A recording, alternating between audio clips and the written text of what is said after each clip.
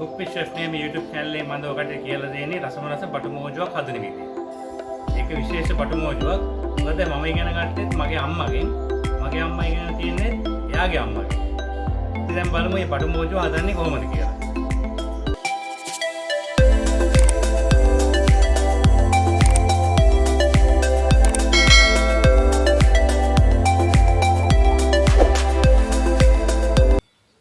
බටු මෝජුවට අපිට අවශ්‍ය කරනවා ගැඹුරු තෙලේ බැදගත්ත බටු ගෙඩි 4ක්. ගැඹුරු තෙලේ බැදගත්ත අවමේ කාල 7ක් විතර.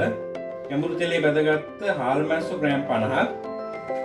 අම්පේ කරපිංචා. ගැඹුරු තෙලේ බැදගත්ත බීලුණු රතු ලුණු ග්‍රෑම් 150ක් පමණ. ස්පයිසස් හැටියට අපිට ඕන කරනවා කහ කුඩු තේ හැඳි කාලක්, කෑලි මිරිස් කුඩු මේසෙ හැන්දක්, මිරිස් කුඩු මේසෙ හැන්දක්, සීනි මේසෙ හැඳි දෙකක්, ලුණු අවශ්‍ය ප්‍රමාණයට, ගම්මිරිස් කුඩු තේ හැන්දක්, විනාකිරි කෝප්ප කාලක්, අඹරාගත්ත ඉඟුරු තේ හැඳි කාලක්, සුදු ලුණු අඹරාගත්ත තේ හැඳි දෙකක්, විනාකිරි වලින් අඹරාගත්ත අබ තේ හැඳි දෙකක්.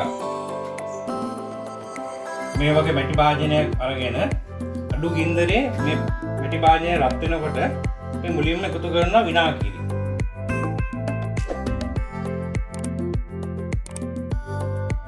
ඊට පස්සේ ඒකට කහ මිරිස් කුඩු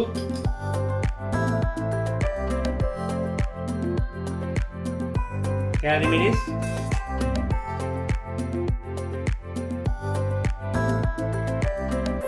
සීනි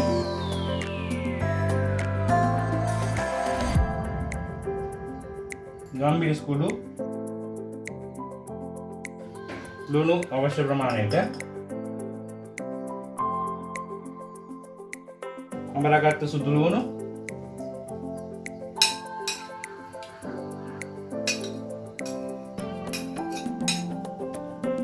අඹරාගත්ත ඉඟුරු තව ස්වල්පයක් එකතු කරන්නේ විනාකිරි වලින් අඹරාගත්ත අබ. ඊට පස්සේ මේක හොඳට කලවම් කරගන්න.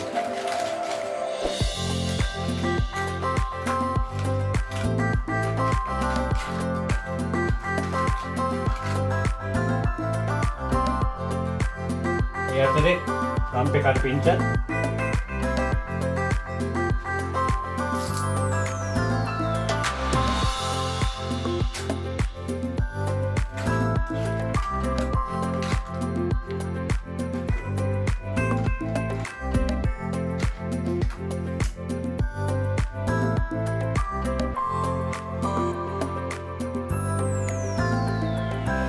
මේ වගේ බුබුලු දාගෙන එනකොට අපි බෙදගත්ත බටු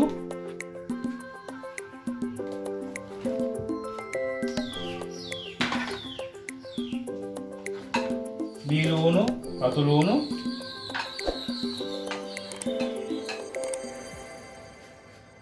අමු මිරිස්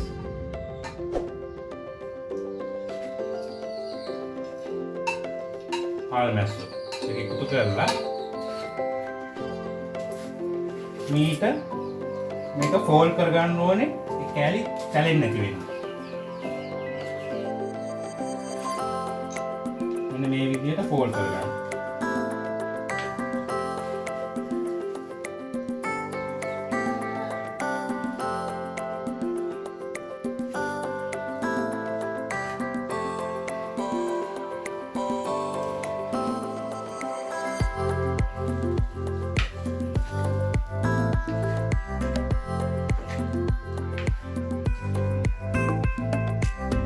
මේක ලස්සන හොඳ පාටක් ඇවිල්ලා තියෙන්නේ.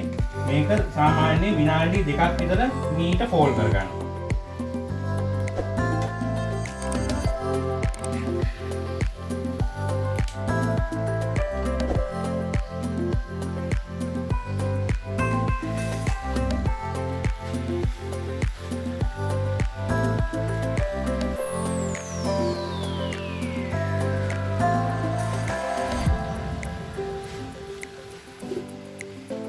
දැන් මේ බටු මෝජුව රෙඩි. අපි ඒක ඔෆ් කරගමු.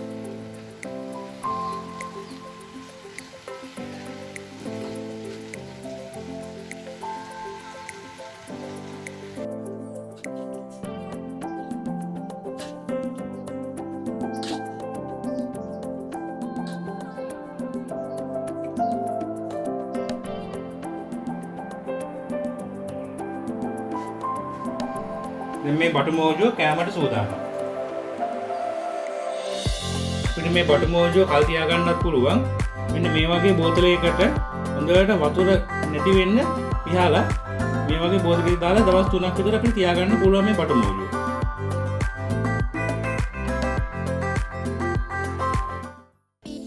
මගේ වීඩියෝස් ලයික් කරන්නත් channel එක subscribe කරන්නත් අමතක කරන්න එපා. ඉතින් අපි තවත් වීඩියෝ එකකින් හම්බෙමු. Thank you very much.